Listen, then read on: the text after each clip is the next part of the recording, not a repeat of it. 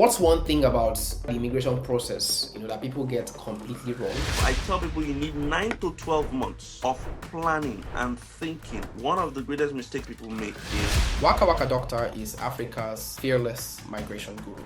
After losing his beloved mom, all because of a visa rejection, he turned his pain into purpose. He's become Africa's travel and migration icon, inspiring millions to rewrite their destinies and live their dreams.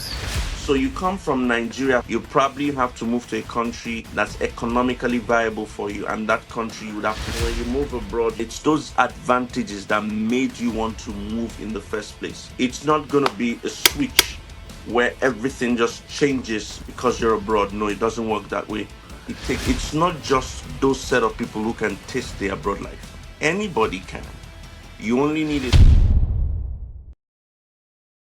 What's your real name? And when did you start WakaWaka Doctor? And why did you start WakaWaka Doctor? And what has the journey been like? My real name is still not something that I would put out yet. Yeah, Even though I see it out somewhere, of course, I know personally, but I won't let the cat yeah, out. yeah, yeah. I know you know personally.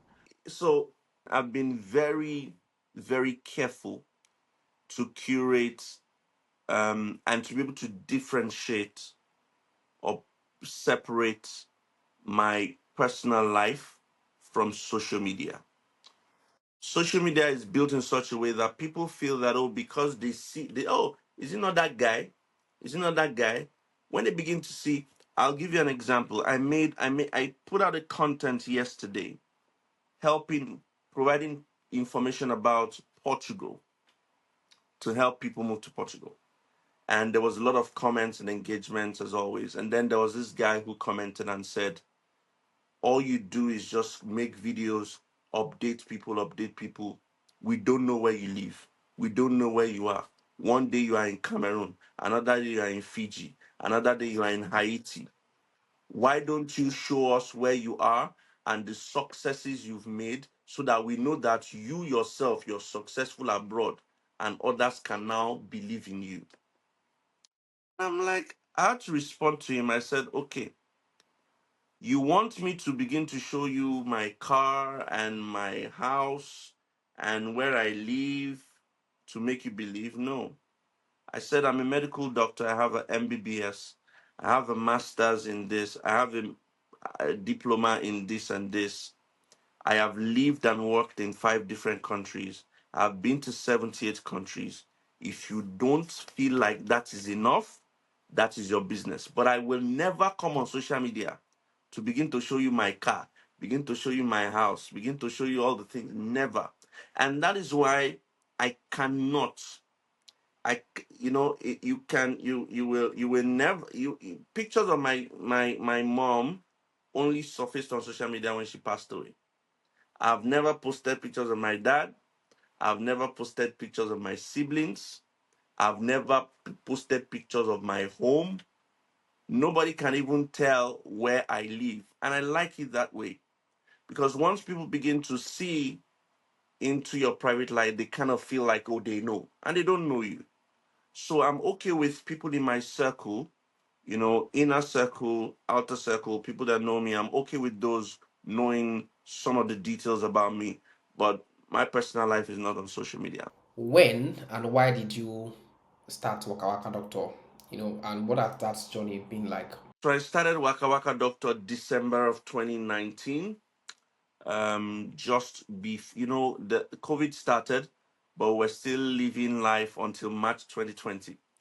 And so December 2019, I was in Lagos with a few friends and we're talking and we're saying, okay, we need, I was, um, Aproko Doctor was with me at the time, was already a big health influencer, making money off social media. And I was like, how does this thing work? And it was like, oh, I do this, I do that. And I'm like, okay, well done on me. I'm comfortable with the money they pay me as a doctor. And I was like, you need to, diversify. And I was like, yeah, I understand that concept. Is a concept about, okay, how do I do it? And it was like, okay, when you go to all these places, whenever I call you, say you are in Italy, you are in France, you are in this, you are in that, show us. Let us see it. And like, I'll now start showing people, yes, show us, put it out there. So my name on social media at the time was my name. All right. So he then said, you have to change it. I was like, okay, what are we going to change it to? So like, okay, travel doctor. Um, we're looking at something that would mix travel and doctor together.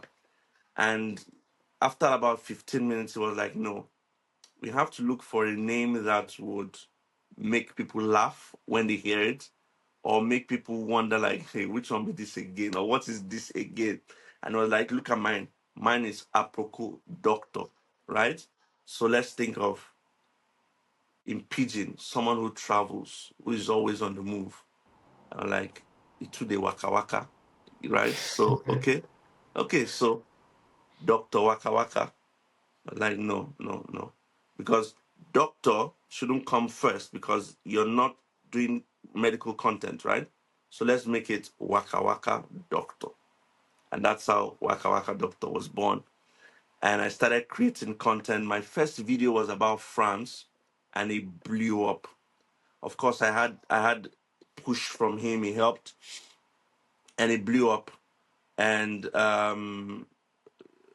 that just changed, the trajectory, because since then I started putting out content on Twitter. I started with Twitter actually, and then from Twitter I went to YouTube, and then Instagram created Reels during COVID, and then I just made a reel. I had like 1,000 followers on Instagram, and then I made a reel. I just made a random reel, and then like 25,000 people watched the video. I was like, how? How did 25,000 people watch this video? And I said, okay, let's start doing this. So every week I was making videos, and to be going far, to be going far. And then I said, okay, every day, just put out something, just put out, no matter what it was. And then my account started growing, and then I started putting out information about traveling, information about different places, and that's how Waka Waka Doctor was born.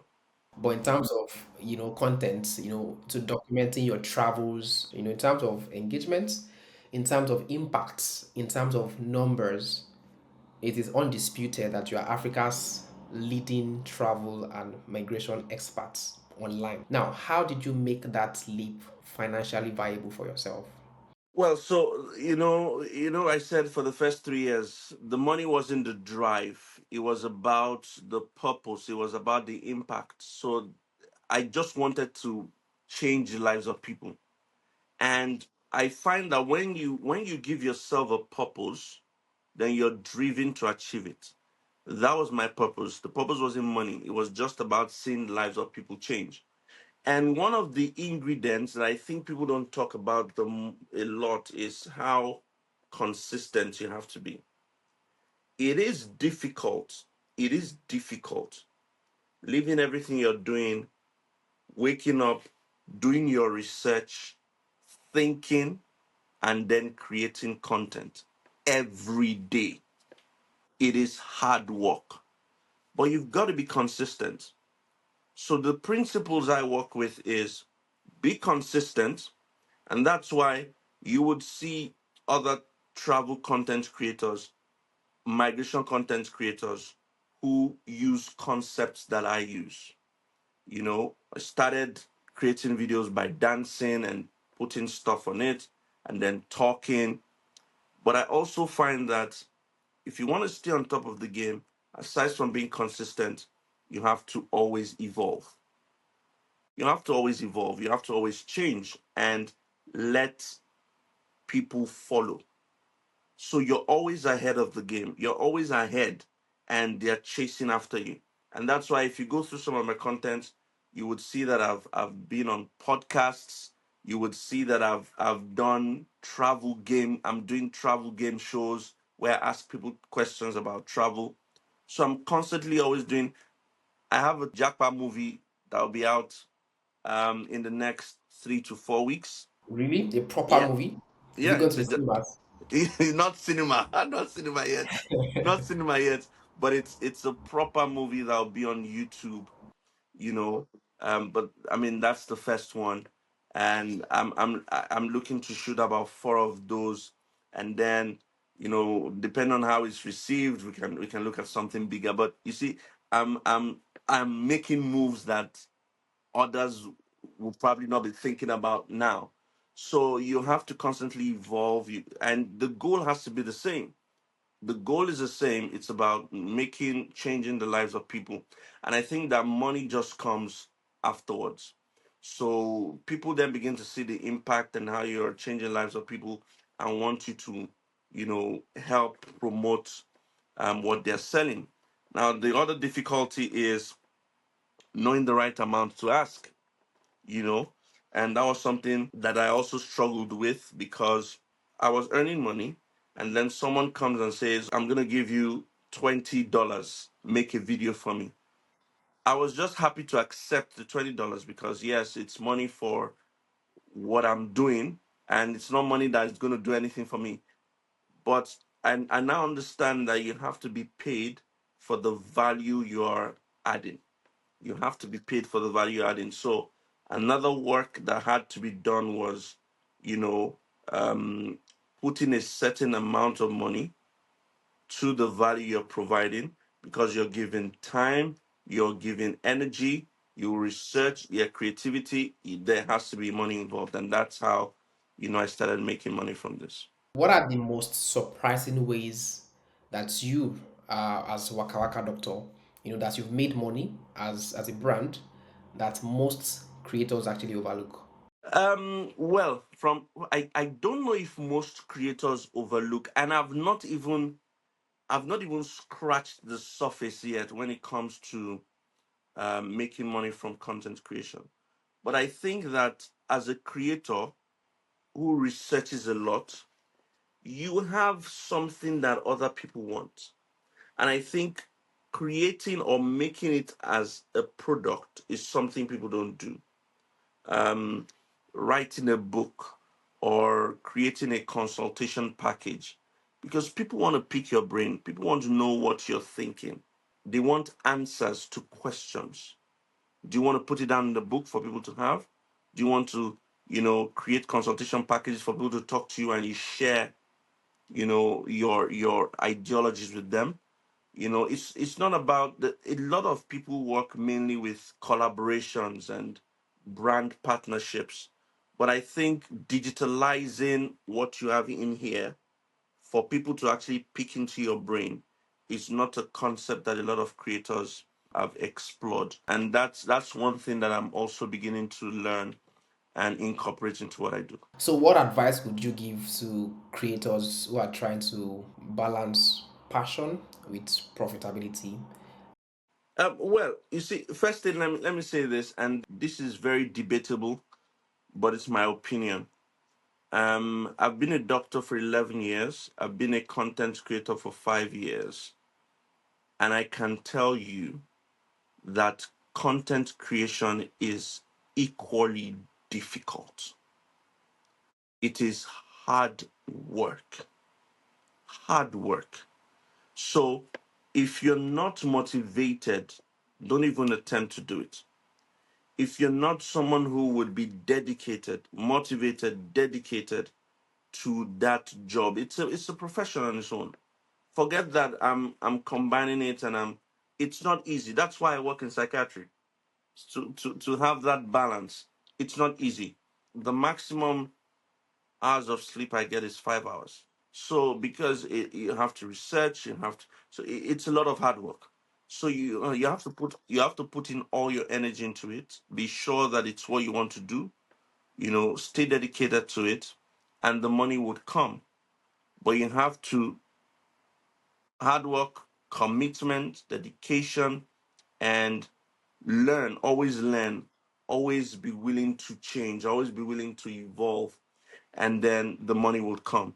Of course, when the money comes, you want to make sure that it's not the driving force. There needs to be something greater, and that's maybe the purpose, the reason why you started what you're doing. That's the only way you can continue. But I think the money will come, and you'll be able to make money from social media. Okay, I want you to speak to someone out there who's watching you right now. Just like yourself, they've got a job, they've got a full time job, right? But beyond the full-time job, they dream of a future where they can actually have 100% freedom. That they can actually discard that full-time job and go fully into content creation. But they want to start now. Despite having that 9 to 5. Yeah, personally speaking, and this is my plan.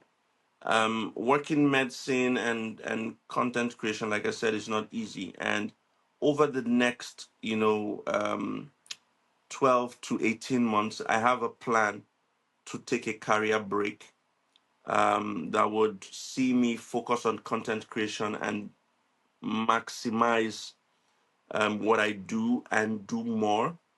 I will always be a doctor. I have my certificates. Nobody can take that away from me. I can work anytime I want to work.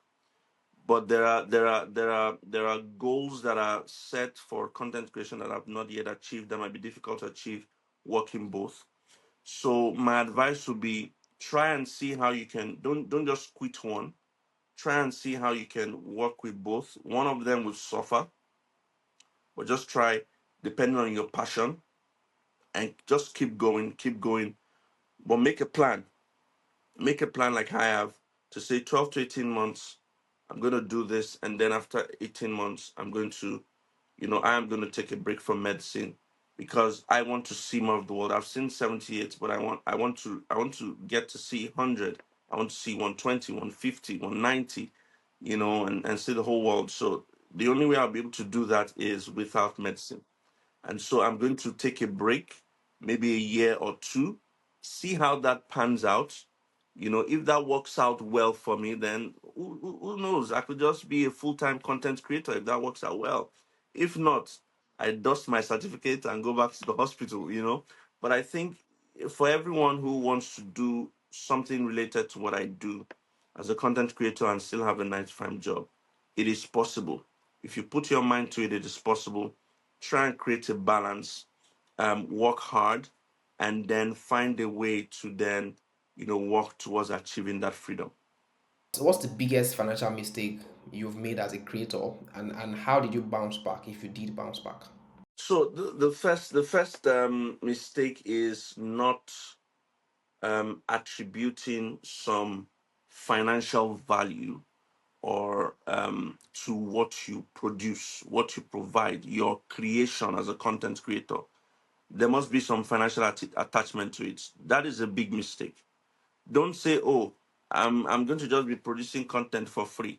People come and say, "Oh, I want to advertise." Say, "Okay, yeah," and I used to do it. "Oh yeah, now bring your, I'll put it." It's helping people. No, you're spending time, you're spending energy, you're spending, your creative currency. So you have to attribute some sort of remuneration to it. Okay, so that was a big mistake I made, and I think that created an image of me because I then found that some people always say that WD, he lives abroad now, he doesn't need the money. He's also a doctor, he doesn't need the money. And it took a while to then say, oh no, you have to pay me for this. It doesn't matter how little, even if let's assume you charge $10,000 and you then want to charge $3,000 because you're giving discount, that's a whole different thing. But there needs to be some currency attached to what you do. It took a while for me to correct that as well. Another thing is when the money comes in, invest. Invest in properties, invest in stocks. If you're into cryptocurrency and all that stuff, invest. I like real estate and property, so that's investing in that is what's going to make more money coming. You can literally sleep and money is coming in, so that's also important. How do you invest your money, and what have proven to be the best instruments of investment you've used so far? As in, where have you made the most money? Not as a content creator now. I have a bad head when it comes to business, to be honest. I don't understand it. I don't overthink it. And that's why you should probably employ the help of financial advisors and people who know how to do stuff. But what I find to have been the best one for me would be real estate. I've got stocks as well. But I don't understand how it works, and I don't want to bother my head, thinking about all those things. So real estate, it's you can see it's not fugazi. It's not, you can see, what's happening, and that has been my success. So a lot of people can diversify and divest and put your money into different things, into running businesses. Real estate itself is a business, but then you get a property, you get someone to manage it, and then you make money from it, bit by bit. That's been what has worked for me, and it's something anybody else can do. Awesome. So do you do real estate in Nigeria, or you also do internationally, or you focused on one area? I do both in the Middle East, in the UK, and of course in Nigeria. So yeah, internationally and locally. I mean, you get one property, and then the property brings another property, and then the property brings another property, and that's how you're able to do it. Yeah. You're a self-proclaimed foodie as well, an adventurer. How do you stay disciplined with your finances while indulging in your passions? Look, there's only one life now. I cannot come and see myself. There's only one life. I mean, to be honest, another principle I have is just enjoy yourself. Don't be financially reckless, right? There's financial responsibility. So spend and enjoy yourself within the financial box, right? Don't spend excessively, but learn to enjoy yourself. I love food. Everywhere I travel to, I make sure I eat, and enjoy and taste the food of that country. And I enjoy luxury travel, stay in the best hotels, but I also ensure that I can afford it. If I cannot afford it, I will not do it. So I think that's where you talk about being financially responsible.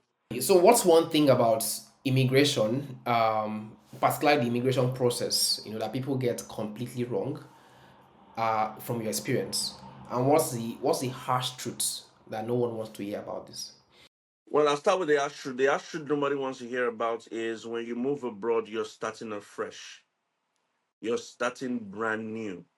Well, the question is, you're going to reap the benefits. If you put your head down and do the work that follows, you're going to reap the benefit in a short time. It might take 3 to 5 years, but you definitely reap the advantages.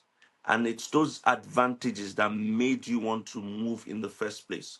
It's not going to be a switch where everything just changes, boom, because you're abroad. No, it doesn't work that way. It takes hard work, it takes dedication, it takes planning. But if you follow it, you would reap the effects of that in the coming years. People don't like, you're going to start afresh. It's because you're changing environment. You're probably going to learn a new language. You're going to change food. You're going to leave your friends and family behind. It's a new environment, so you're going to start afresh. What people get wrong with immigration is people don't research.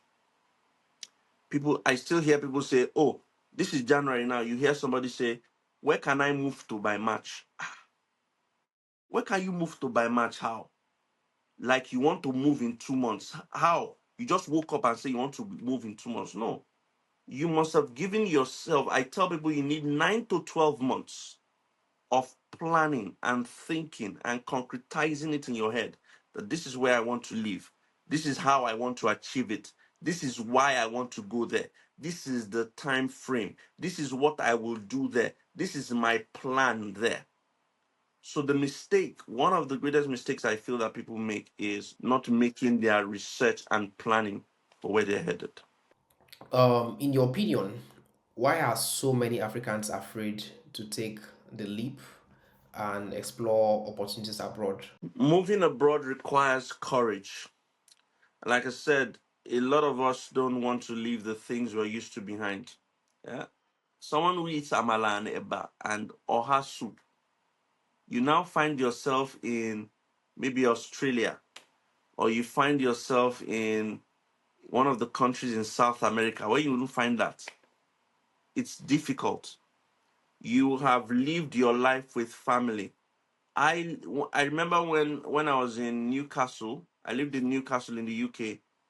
For those 2 years, I didn't know my neighbor. I didn't see him like this for one day for 2 years in that apartment. But I know somebody lived there because he's always putting out dirt. He's always, you see shoes, but I didn't see him for one day in 2 years. And compare that to Nigeria, where there's a sense of community. Everybody, you even be calling your neighbor to bring rice, you will borrow salt, you borrow sugar. And those are the things, those are the fears that people have. And having to probably learn a language. So you come from Nigeria, for instance, an English speaking country. How many countries in the world speak English? They're not a lot. You probably have to move to a country that's economically viable for you, and that country you would have to learn the new language of that country. That's another fear that people have. So it's the fear of starting afresh, it's the fear of starting over again. That's what makes Africans not want to leave. Okay, of course, you're democratizing immigration opportunities for countless of people. What's your ultimate goal? Like, I mean, what legacy do you want to leave behind? I want to be able to say that, after years of doing this, I received an email in October of 2024, and the email wrote to me that he watched a content of mine on YouTube, followed the steps, and then he moved abroad. And he was thankful and grateful. But this is the one that hit me the most. He says that I don't know him. He doesn't know how he's going to see me. He doesn't know whether he's ever going to see me, but that he is 37 years of age. Yeah, 37 years of age. And he never have thought it would be possible ever to leave Nigeria and move abroad. And this is a guy who got a job straight from Nigeria abroad, a job that pays him $4,000 every month. So I literally changed that guy's life. Literally changed it. And this is what I want to be able to say. After a decade of doing this, I've changed a lot of people. I've lifted families out of the poverty curve. I've been able to transform families. I've been able to transform the economy as well, because a lot of people also don't see this part of me. They feel like, oh, you're always telling people to leave Nigeria. The concept of migration in itself involves returning back home. And returning back home is not necessarily physical. Yeah. So you leave home, go abroad, acquire skills, acquire wealth, acquire connections, and give back to where you're coming from. So you're sending money back home. You're investing back home. You're picking another person and sending the person abroad to do the same thing. It's a loop, right? And I also want to create an impact and improve Nigeria, because yeah, of course, we're Nigerians and we want Nigeria to do well, but we're all going out there to create better lives for ourselves and see how we can impact Nigeria. So I want to look back in 10, 15 years and say I've been able to affect, people. I've been able to take people out of the poverty line and just transform their lives completely. Many people separate their faith, from business. How do you balance being a person of faith, with thriving in a highly competitive world? I don't know how people I know there are people who do it, but I don't know how you do anything without God. This is not to say I'm sanctimonious or, morally and spiritually upright 100%. No, I make mistakes. I falter, but I think that you have to recognize that there is a higher figure that has to be at the center of everything you do. There's no success that can come without recognizing that power, and it's God. It's God. I think you have to always ask God to bless the work of your hands. You always have to ask God to help you achieve certain goals. And I don't see, again, like I said, some people achieve successes without God. That's okay, but I like to feel that you need God to achieve everything you want to achieve. If you just throw him aside, I don't know how life would be, to be honest. In some of your darkest moments, the few that you've probably had, how did your faith guide you? And what advice would you give to someone out there who is probably currently struggling to hold on to their spiritual foundation? My mom used to say this in Yoruba. She would say, "Mi mole babalavo, mi o many kankan. The only person I know is God. I don't know any other person. I don't have connections. The only person I have is God." I think you just have to recognize, again, like I said, that there's a spiritual authority out there. And when you find yourself wobbling, God is everywhere. And just a comment, you just need to talk like we are talking, or talk to your father or something, and just voice out how you feel. It's a communication. And he listens, right? That's my belief. God listens. And you say, Dad, I'm struggling with this, this, and so I need your help. Give me a raise here. Help me do this. And you would find that you need to always stick to that belief. You need to always find a way to communicate. You need to always find a way to ask and talk and discuss your issues with God. You can't achieve any success without it. I don't think you can. If you could go back to when you were just starting out, what's one piece of advice you'd give to your younger self? One piece of advice I would give to my younger self would be, start early. Start early, and plug into making that money early. you know, that would be my advice. Start early, because people are using social media much way earlier than when I started using it. And when you see something, like now people talk of AI, you know, you might not want to employ the use of AI, but it's good to plug in and learn about that thing early when you see it. So learn about it early and see how you can make money from it early, because money is important. I think that's what I've told myself.